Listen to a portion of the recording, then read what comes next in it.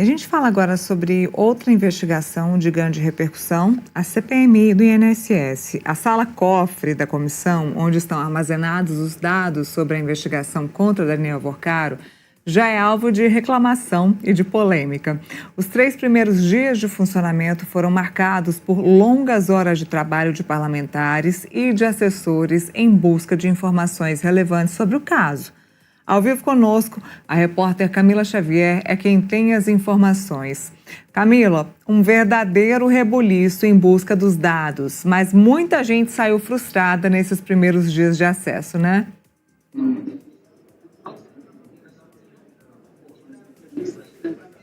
Pois é, Neila. Bom dia a você, a quem nos acompanha aqui no Contexto Metrópolis. Esses primeiros dias foram marcados, sim, por essa confusão.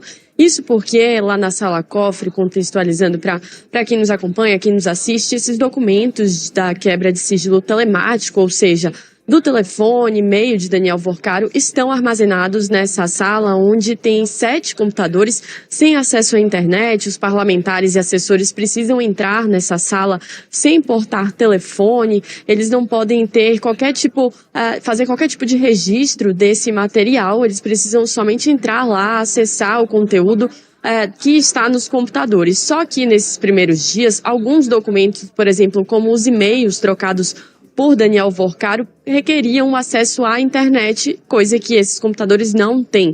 Então, isso foi um dos primeiros problemas. Os parlamentares também tiveram um problema com alguns documentos que exigiam senha para serem acessados. Então, essa foi outra reclamação. No sábado, a equipe responsável por cuidar desse material no Senado, essa sala cofre fica no Senado Federal, eles arrumaram tudo isso, os parlamentares conseguiram ter acesso a esses documentos, mas ainda assim é uma série de arquivos, diversos arquivos que estão armazenados em pasta e que até então não tinham uma organização, uma indexação, ou seja, não era possível fazer uma busca da maneira correta, utilizar a palavra-chave para buscar os arquivos, as informações em meio a esses documentos, o que dificultou o acesso realmente. Então, isso foi mais um dos pontos de reclamação, Neila. Inclusive, tem um software, um programa que chama iPad, que ele estava baixado nesses computadores, mas até o domingo ele ainda estava processando esse material. Esse programa, ele permite que os parlamentares, que as pessoas que utilizem esses computadores busquem nos arquivos tanto fotos quanto documentos, e ele facilita essa procura, mas ainda assim ele estava processando todos os arquivos no domingo, então por isso a busca ficou bastante difícil. Isso porque é um material muito extenso, são muitos conteúdos contidos ali, então ficou realmente marcado por essa confusão, essa queixa dos parlamentares, mas como apurou a reportagem do Metrópolis, que acompanhou o acesso à sala cofre nesse final de semana, os parlamentares relataram que conseguiram ainda assim ter acesso a fotos de Daniel Worcaro em festas com autoridades e também a lista de contatos de Daniel Worcaro, que tinha o número de diversas autoridades, algumas que já vieram a público, e eles falaram inclusive que alguns nomes não estavam salvos da maneira correta, com os nomes verdadeiros das autoridades, mas sim com nomes de animais que eles interpretaram como uma forma de dificultar a identificação aí de quem eram essas pessoas na lista de Worcaro, Neila.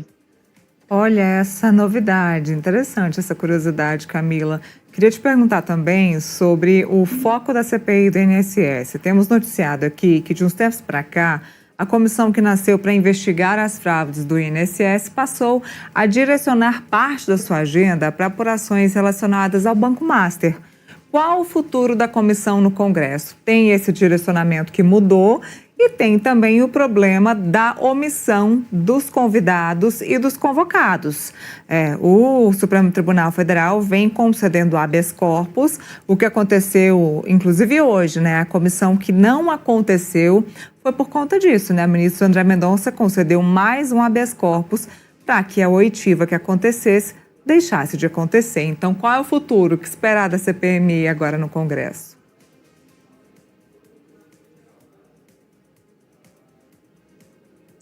Exatamente, Neila. A sessão de hoje, que aconteceria a partir das 16 horas, foi cancelada por conta disso.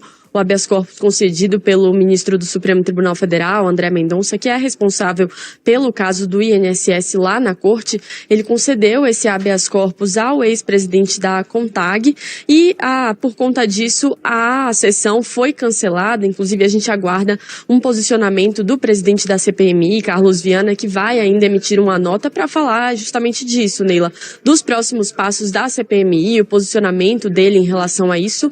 Isso porque a CPMI já está com os dias contados, né? O prazo final já está bem próximo, dia 28 de março.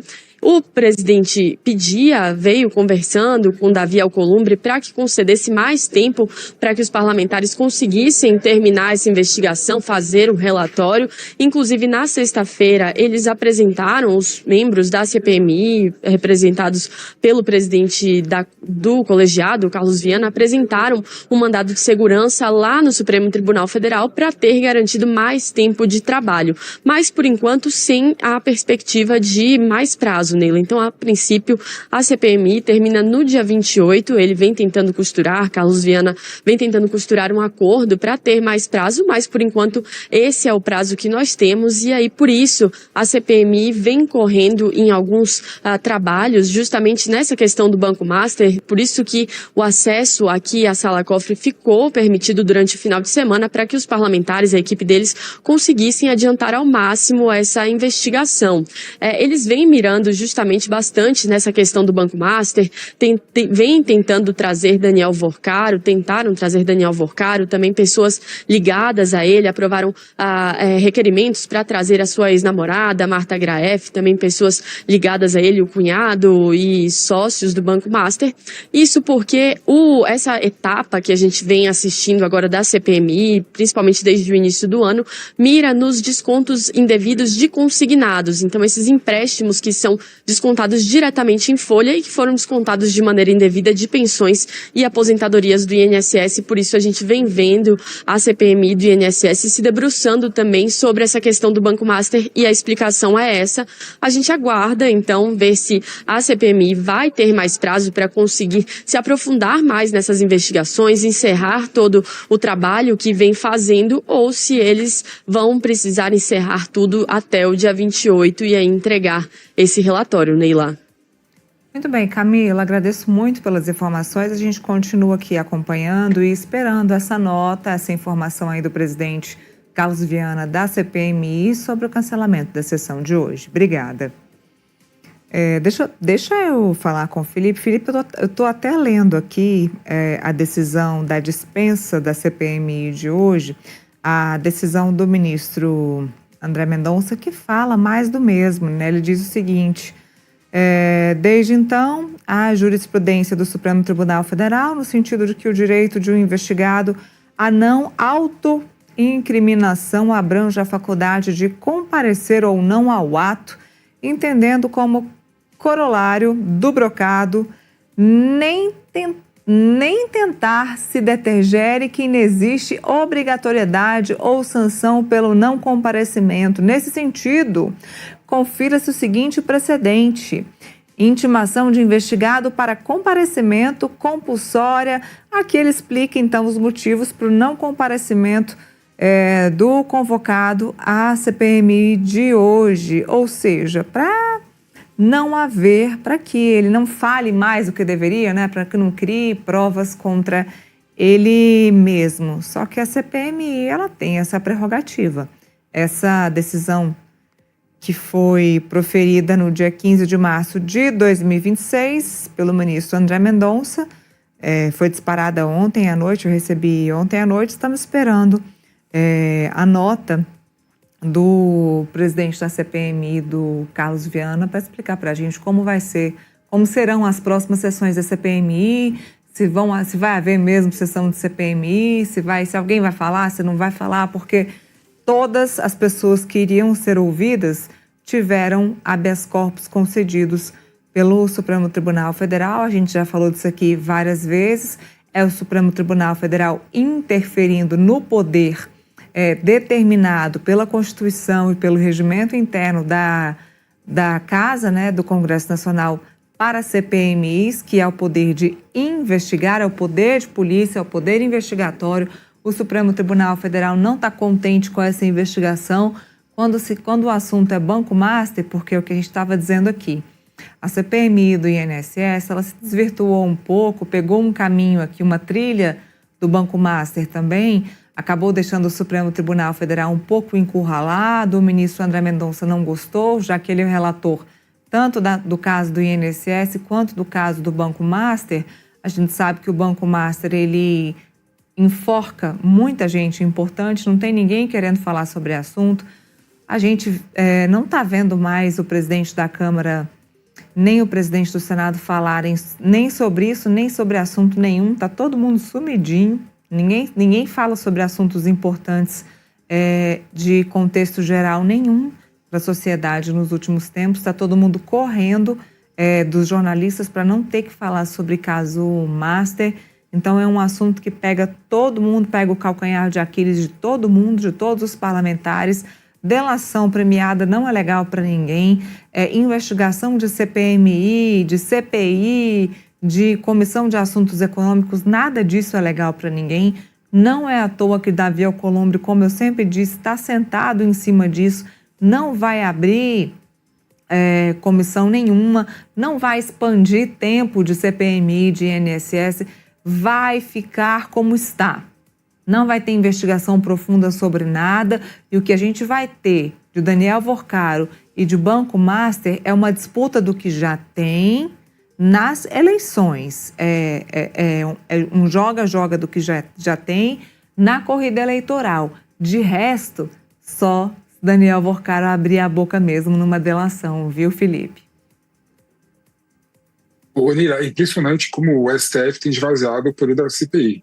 É inadmissível você ver essa decisão do André Mendonça em relação à obrigatoriedade ou não, né, do investigado ir até a CPI e prestar seu depoimento. Né? O direito de você não produzir prova contra si mesmo, né, é o direito de você ficar calado no interrogatório. Né? Mas você pode ir, você é obrigado a ir, né, para a justiça, então você tem que ser obrigado a ir também para a CPI, que tem exatamente o poder da autoridade judicial. Então, o que o STF tem feito em relação à obrigatoriedade dos investigados irem até a CPI para esclarecer os fatos, né, no caso de convocação, é realmente um absurdo, esvazia de sobremaneira a CPI ou a CPMI, no caso da CPMI do INSS. Aí eu vou fazer uma crítica, né, da minha leve opinião sobre a questão da CPMI mudar, né, o foco, né, e tentar ir para o caminho para analisar o Banco Master. Né? A gente sabe, né, que, querendo ou não, né, gostou ou não da Polícia Federal e acreditando ou não nas instituições, né, como no caso do Supremo Tribunal Federal, a investigação está caminhando bem, né, no Supremo Tribunal Federal sob a alçada da Polícia Federal. A gente sabe que a questão do INSS é muito maior do que o Banco Master. Pode ser que a questão do consignado do Banco Master seja realmente um buraco sem fundo, né? Mas a gente sabe que a CPMI ela foi instaurada lá atrás para analisar, né, esse crime bárbaro que foi o desfalque do INSS, seja o desconto associativo de forma ilegal e indevida, seja o empréstimo consignado. Né?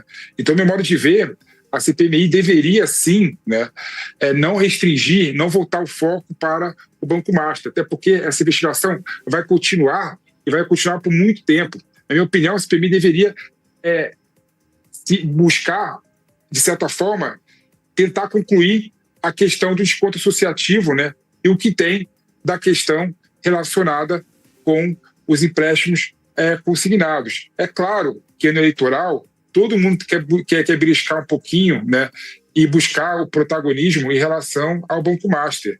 Mas eu creio que a CPMI deveria ter uma atitude muito mais pragmática, né, em relação à conclusão dos seus trabalhos, se defendendo caso o Alcolumbre não queira prorrogar a CPMI. Né? Aí tem outro ponto também, um absurdo, o Alcolumbre não querer prorrogar uma CPMI que é tão importante assim para a sociedade brasileira. E é absurdo também quando você vê, né, que vários documentos do Banco Master foram disponibilizados somente agora na CPMI. Então, havia necessidade, sim, de prorrogar o prazo da CPMI. Então eu acho um absurdo caso o Alcolumbre não queira, né, prorrogar esse prazo. E tem um ponto também, né, que eu vou colocar aqui, né, uma crítica a essa cultura da desconfiança que paira no Brasil e nos brasileiros. Né? E, infelizmente, a gente desconfia de todo mundo. A gente desconfia do próximo, a gente desconfia das instituições, a gente desconfia do Ministério Público, a gente desconfia dos nossos pares, dos nossos sócios. Por isso nós temos essa cultura cartorária. Né? A gente tem que ter cartório para tudo, para certificar todos os documentos. Né? Mas a cultura da desconfiança é muito ruim para o Brasil. Então, quando eu vejo, por exemplo, que tem várias documentações disponibilizadas, né, tendo em vista a quebra do sigilo bancário e telemático do Neovocaro, né, disponibilizada para a CPMI, e o presidente da CPMI resolve colocar a documentação numa sala-cofre, né, com senha, com um documento que ainda não foi descriptografado, né, isso revela, de modo de ver, essa cultura da desconfiança. As pessoas desconfiam que os parlamentares, que são representantes do povo, são autoridades públicas, irão vazar a documentação. Né? Mas cada um tem que ser responsável por aquilo que faz. Então no meu modo de ver, a CPMI deveria disponibilizar a documentação para todos os parlamentares que fazem parte da comissão. E se vazar a documentação? E se vazar as informações sigilosas do Neovocaro? Aquela pessoa que vazou tem que ser responsável por aquilo que vaza. Né? O que não dá é para fazer esse tipo de expediente completamente primitivo, né? De colocar uma pessoa com um bloco de notas em mãos, porque não pode levar computador, não pode levar celular, e tomar nota de 400 gigas de documento. Isso é contraproducente. Né? Isso não faz nenhum sentido. Né? Então, no meu modo de ver, a CPMI erra nesse ponto, né? E tem tudo a ver com a cultura da desconfiança que, infelizmente, pauta o Brasil e os brasileiros. Mas se querem efetividade na CPMI, se querem buscar celeridade no desenrolar dos fatos, tem que ser mais efetivo, tem que ser mais producente, e que contraria essa postura de colocar a documentação em uma sala-cofre no Senado Federal. Neila. Felipe, eu falei da nota e chegou a nota aqui para mim, da Comissão Parlamentar Mista de Inquérito.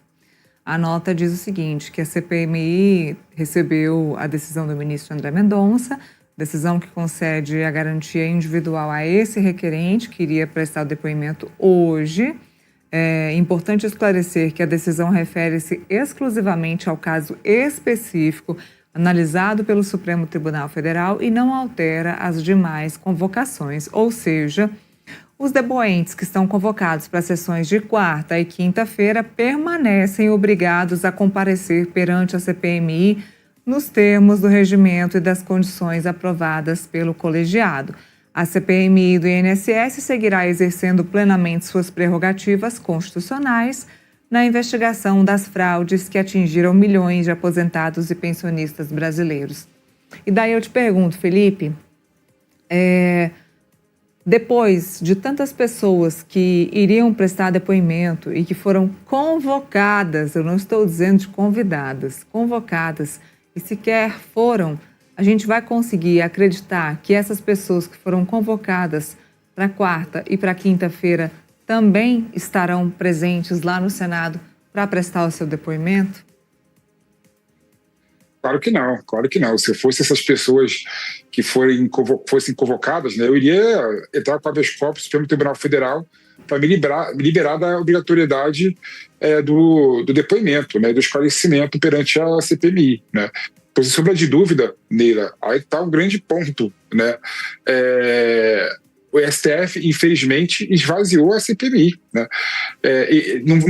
Eu fico imaginando quem vai ser aquela pessoa que vai largar seus afazeres, né, e vai querer se deslocar até a CPMI para fazer um depoimento quando o Supremo Tribunal Federal claramente decidiu que a ida, a convocação deve ser feita de forma facultativa. Ué, se é facultativo, ninguém vai nele. Então, realmente, é um pouco de ingenuidade, né, do presidente da CPMI achar que a CPMI vai continuar fazendo os depoimentos necessários considerando essa decisão do Supremo Tribunal Federal.